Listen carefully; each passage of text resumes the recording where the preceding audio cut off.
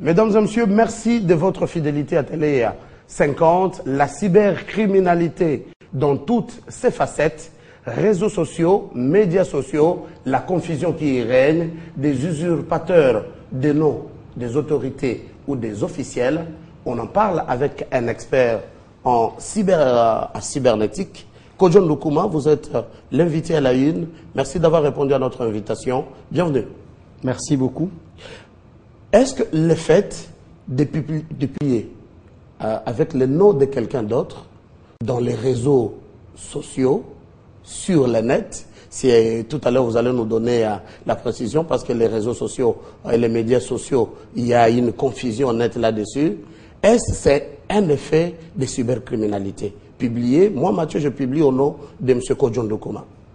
Bon, je vais peut-être commencer par la deuxième partie de votre question, en rapport avec le concept même de réseau social. Un groupe d'anciens élèves du collège Boboto, c'est un réseau social. Mais le terme approprié, c'est média social.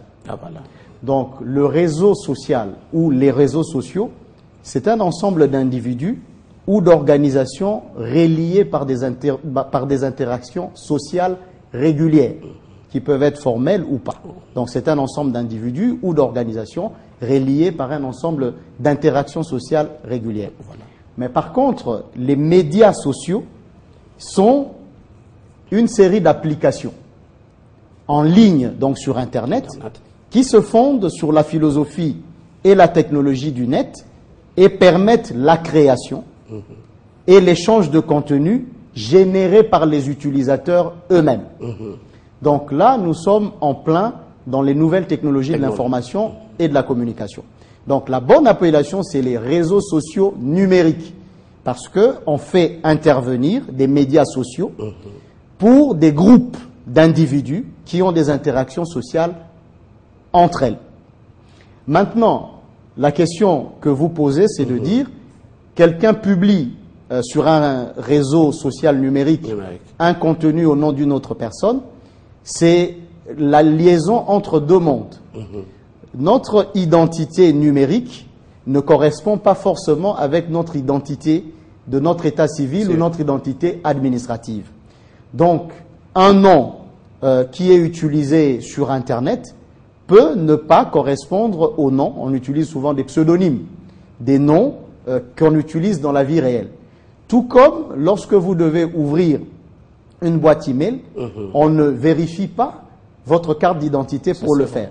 Donc, il n'y a pas toujours coïncidence entre l'identité administrative de la vie réelle d'une personne et l'identité numérique. Maintenant, là où nous entrons dans le domaine de la cybercriminalité, c'est lorsque on procède à l'usurpation de l'identité numérique de quelqu'un. Ça veut dire pour des fins d'escroquerie ou pour des fins d'attirer le buzz sur Internet. Je prends le nom de monsieur Mathieu Kamango, alors que moi je m'appelle Kojo, et je l'utilise pour publier des contenus et avoir l'attrait des gens ou l'attention des gens sur ma page Facebook ou sur mon compte Twitter. Et lorsque on utilise intentionnellement l'identité numérique d'une personne à des fins qui sont délictuelles, en ce moment-là, on se comporte en véritable cybercriminel parce qu'on usurpe l'identité numérique de quelqu'un. Et là, est-ce qu'il y a une loi qui gère tout ce qui est cybercriminalité? Là, nous entrons dans le domaine de la gouvernance de l'Internet. Il y a eu la révolution numérique qui fait qu'aujourd'hui, nous sommes dans le Web 2.0. Au début, quand on a créé Internet, Internet, c'est d'abord une application militaire, avec ARPANET. ARPANET, les premiers embryons d'Internet, c'était pour des applications militaires, d'éviter qu'en cas d'attaque atomique, par exemple, dans la guerre froide, que les contenus qui sont dans un ordinateur se perdent définitivement. Voilà pourquoi on le met en réseau, pour pouvoir le récupérer n'importe où, même si l'un des ordinateurs disparaissait. Ensuite, il y a eu le web, dominé par les grands groupes, comme par exemple le web au début, c'était les éditeurs de journaux, c'était les universités, c'était les gens qui faisaient du commerce électronique. Et donc, il y avait un certain contrôle du web dans une seule direction. Ça veut dire, moi je suis une firme, je vous présente une vitrine virtuelle, et vous entrez, vous adhérez aux pages web qui sont là. Mais ensuite, on est arrivé au web 2.0. C'est le web où l'utilisateur ou l'internaute est lui-même consommateur et producteur de contenu. Et quand vous regardez les chiffres... Là, il n'y a pas un seul éditeur. Il n'y a pas un seul éditeur. C'est ça, justement, c'est qu'il y a avec la gouvernance de l'Internet. Il n'y a pas de ligne éditoriale, il n'y a pas de labellisation pour dire que ça c'est une chaîne privée, ça c'est une chaîne officielle, ou que ça c'est tel individu qui parle ou tel autre. Ça veut dire qu'il y a une relativité dans les relations sociales, de sorte que une personne qui se connecte sur Internet est en relation avec tout le monde et peut produire n'importe quel contenu. Maintenant, les seules lois du pays ne suffisent pas. Parce que la particularité de l'Internet, à part le fait qu'elle est omnidirectionnelle et qu'elle n'a pas de ligne éditoriale, la particularité, c'est qu'elle est transfrontière. Ça veut dire que c'est un cyberespace. Vous m'avez présenté comme spécialiste, donc j'ai parle en spécialiste du droit du cyberespace. C'est un cyberespace qui échappe aux limites des frontières, qui échappe aux contraintes administrative de dire quand vous parlez au nom de quelqu'un, veuillez présenter une pièce d'identité ou comme ça. Et donc les seules lois d'une république ne pourraient pas suffire, ou même les lois, disons, internationales. Parce qu'il y a d'autres normes d'Internet qui sont par exemple produites par les fondateurs des réseaux sociaux eux-mêmes. Par exemple, Facebook, qui a aujourd'hui plus d'1 milliard d'utilisateurs, impose ses propres règles de création d'une page, par exemple Facebook. Au début, on pouvait ouvrir une page Facebook sans décliner son identité. Maintenant, depuis les dernières recrudescences de terrorisme avec le Daesh, on est obligé de le faire. Avant, pour pouvoir fermer un compte Facebook de quelqu'un, il y avait toute une série de procédures. Maintenant, c'est un peu plus rapide et un peu plus. Donc, à part cela, il y a également les normes techniques. Les structures qui gouvernent Internet ne sont pas des structures gouvernementales. Vous avez par exemple l'ICANN, qui signifie Internet Corporation for Assigned Names and Numbers. Ça veut dire celui qui donne le nom de domaine.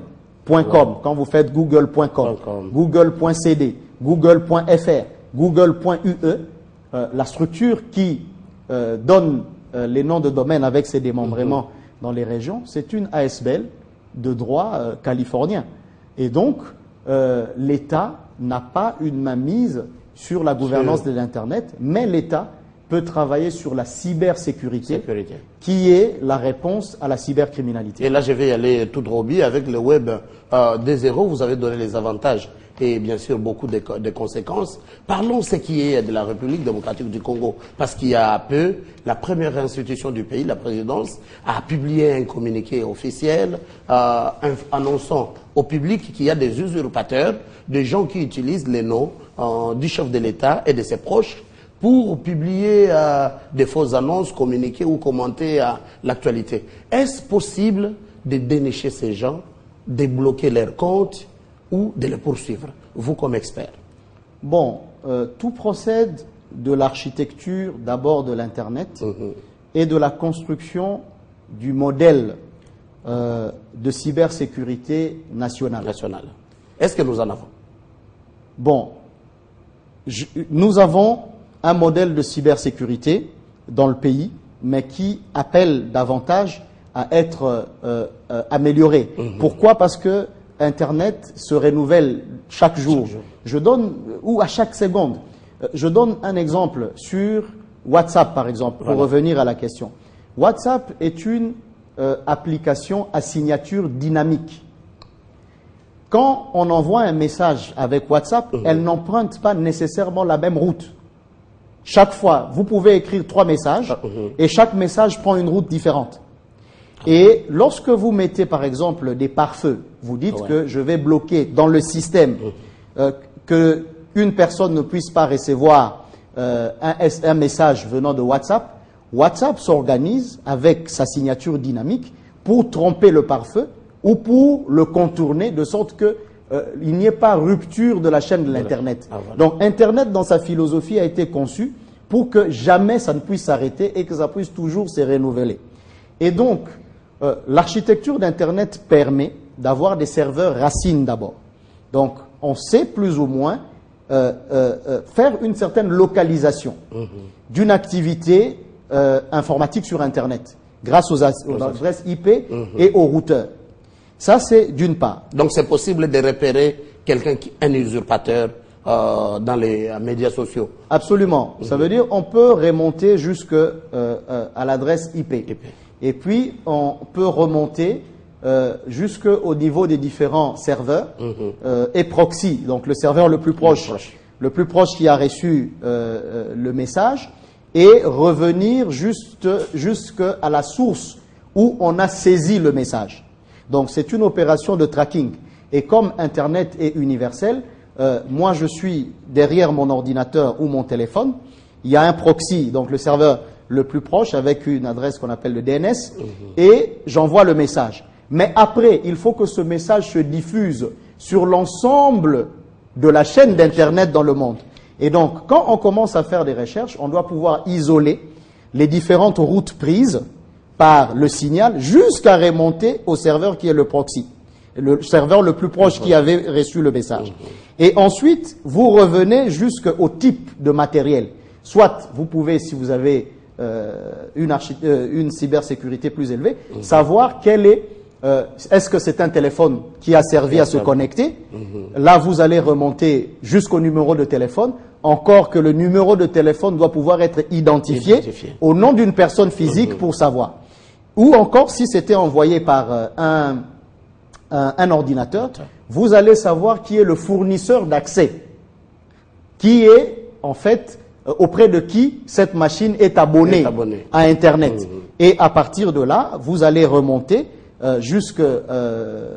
comment on dit, au fournisseur d'accès Internet qui peut localiser la machine qui a envoyé. Encore que si c'est un laptop, lorsque on achète des laptops dans la vie courante, souvent on ne retient pas les numéros de série des laptops pour savoir que le numéro de série de laptop identifié par sa signature électronique dans le système appartient à M. Kamango ou à M. Kodjo. Là, c'est toute la chaîne de distribution du matériel informatique. Et nous, qui faisons des recherches à l'étranger, nous savons que lorsque vous devez acheter un téléphone, je ne dis pas acheter une carte SIM, lorsque vous devez acheter un téléphone, on vous demande, quand vous allez chez Orange ou chez SFR, on vous demande votre carte d'identité et on vous demande, et on lit votre identité administrative de votre carte d'identité avec le email du téléphone. De sorte que lorsque on repère une activité informatique sur le réseau qui est couplée à l'adresse IP, donc au protocole de transmission que vous avez, et qui est couplé à l'IP et à votre email, on sait que ce email-là appartient à telle personne lorsqu'il avait acheté son téléphone. Et si le problème commence parce que les téléphones sont vendus n'importe où, on nous les propose même en cours de route. Voilà. Et donc, il faut concevoir toute cette cybersécurité.